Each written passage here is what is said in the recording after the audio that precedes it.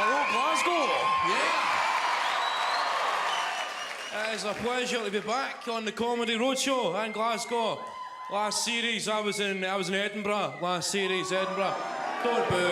You don't need to boo it. They're nice people. You know? Edinburgh and Glasgow, same country, very different cities. In Edinburgh, when a gun goes off, it's 1 o'clock.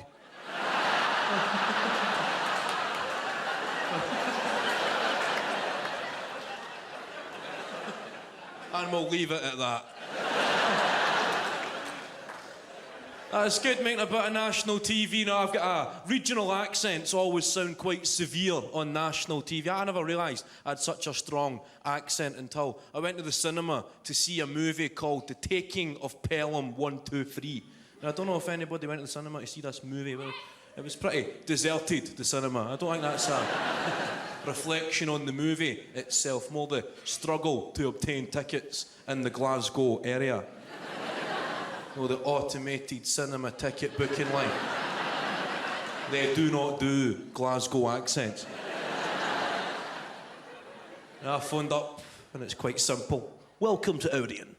Please state which branch of Odeon you would like to purchase tickets for. Now that's quite straightforward, because there's one word in the English dictionary designed to be said in a Glasgow accent, and it's Glasgow.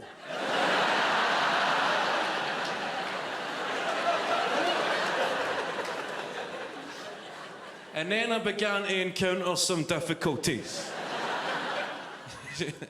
Okay, please speak slowly and clearly, stating the full name of the movie you would like to purchase tickets for. If you'd like to hear a full list of movies again, please press 1. The Taking of Pelham 123.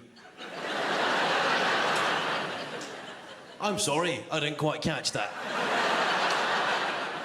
Please speak slowly and clearly, stating the full name of the movie you'd like to see. If you'd like to hear a full list of movies again, please press 1. The Taking of Pelham. 1, 2, 3.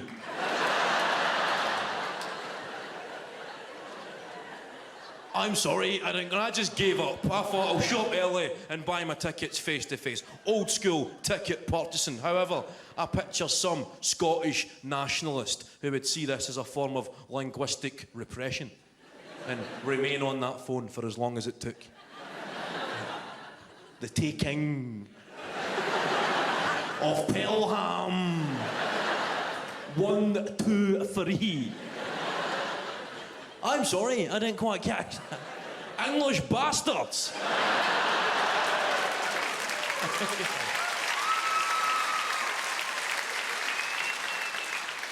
Thank you, you have chosen Inglorious Bastard certificate out. So I still live in this city here. I've recently moved out. I no longer live with my parents. Now it's quite cool. Now you get a bit of freedom, a bit of independence that you long for as a young person. From the very first moment you got your taste of independence, when word had spread in your school that somebody's mum and dad were going away for the weekend and that the person was having a party. The person never knew they were having a party. Perhaps having would be the wrong choice of word. They were getting a party.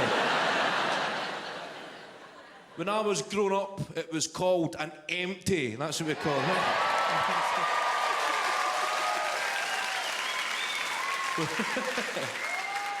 it. It derives from somebody had the house to themselves. They had an empty house, thus they had an empty. Now, you mustn't confuse the empty with the high school parties that you see in American movies. Hey man, do you guys know a kid called Chad Hogan? Yeah, everybody knows Chad Hogan, dude. He's like the coolest kid in high school. Well, Chad Hogan's mom and dad are going away to Long Island for the weekend, man. There's a party at Chad Hogan's place? Yeah, spring break! Then it shows you Chad Hogan's party. The guy's booked a band for his living room. Everybody's nodding with these plastic cups of beer, going, great party, Chad, yeah, woo! A bedroom door swings open, some guy emerges. Guess who got the third base last night? Yeah! The guy's about 35 years old. That's the kind of parties we had. We never had spring break. We had the Easter holidays. A lot more tension and an empty, somebody's psycho cousin would disrupt the ambience by announcing he'd purchased 12 cans, drank 2, spilt 1, but only had 7 left.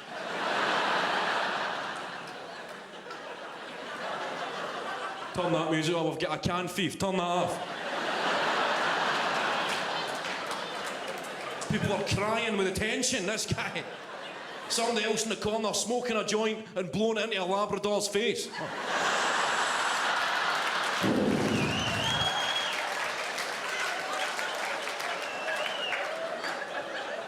An intelligent dog as well, and it's sitting there frazzled.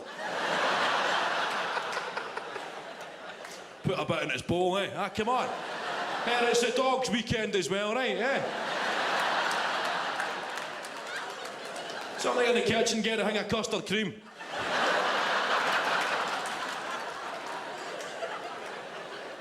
Another guy just trying on people's jackets.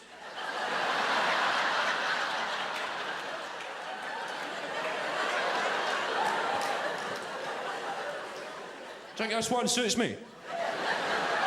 Not even asking, does it fit me? Does it suit me? The guy's a petty thief, but he's also a fashionista. You need to look your best, the same guy that's leaving the house at the end of the night holding a microwave. I think you'll find I brought this with me.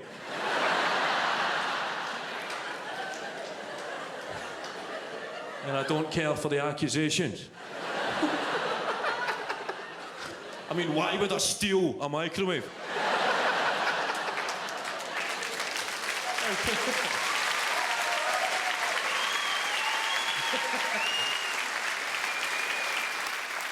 Have I got any religious people in? I don't mean that in a Catholic, Protestant, let's wreck the place. I just mean that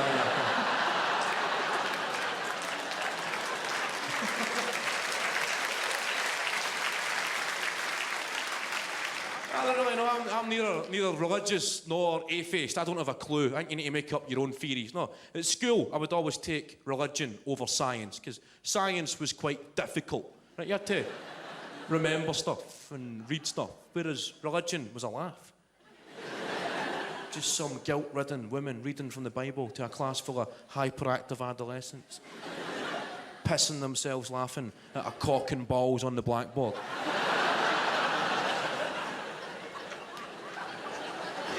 You think there's a God and he created the world, and if you live a good life you go to heaven, live a bad life you go to hell, and that sounds like a good plan. But then you think, if there's a God, why is there so much war, corruption and greed in the world? I think you need to make up your own theories. I've combined a bit of religion and a bit of atheism and came to the conclusion that maybe God created the world but then he pissed off.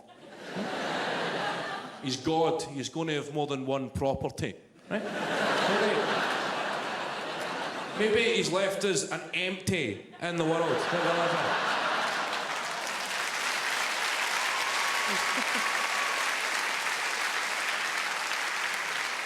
And that's why there's war, corruption and greed, because all good house parties get a bit out of hand. Maybe God will come back one day and go look at the state of this place.